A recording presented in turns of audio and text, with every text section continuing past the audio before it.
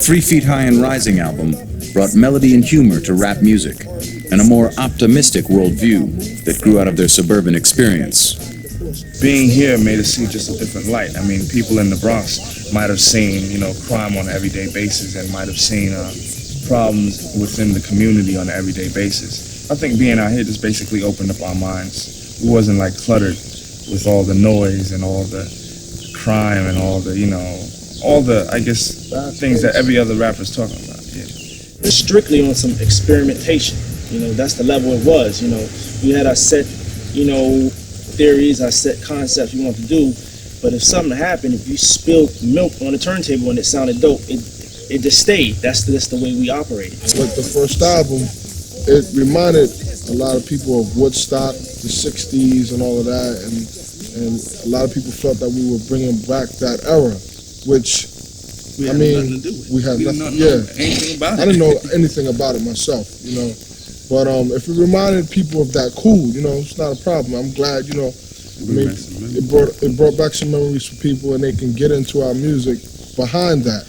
They had their own visual aspect of what De La Soul was all about, but hippies, we were not, Sampling from across the musical spectrum was another feature of De La Soul, but $1 million lawsuit by the Turtles, although settled out of court, would make them and others more cautious. They've made such insignificant changes to the sound recording that it is still infringement as far as we're concerned, and they have violated our exclusive rights in the sound recording.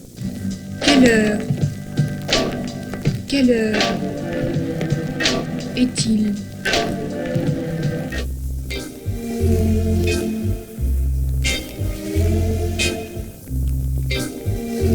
Now you have to clear everything, whether it's a holler or a whole entire bar of a music.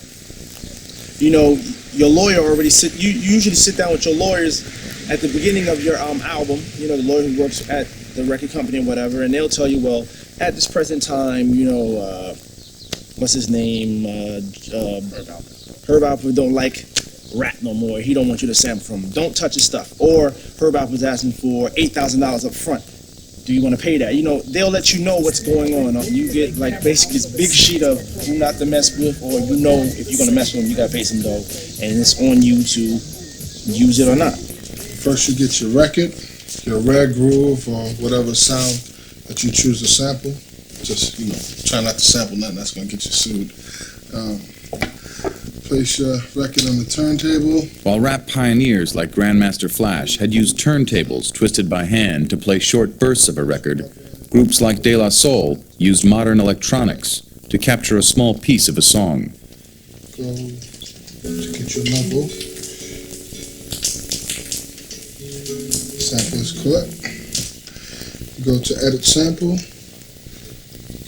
To the channel you assigned it to, turn the levels all the way up, and proceed to edit your sample to where you want to start it at.